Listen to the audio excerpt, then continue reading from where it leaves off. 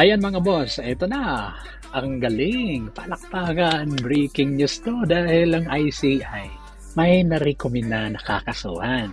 So yung kakasuhan, itong si Senator Villanueva, Jingo Estrada, si Saldico, ang COA Commissioner Mario Lipana, at yung si former Caloocan, ayan Representative Mitch Kahayon Oy.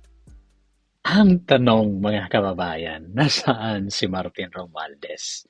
Nasaan ang pumerma ng pambansang budget?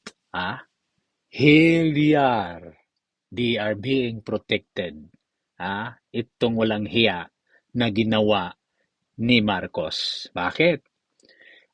Gumawa siya ng ICI para imbestigahan yung mga full guy niya. Pero sila ligtas. Hayop buisit.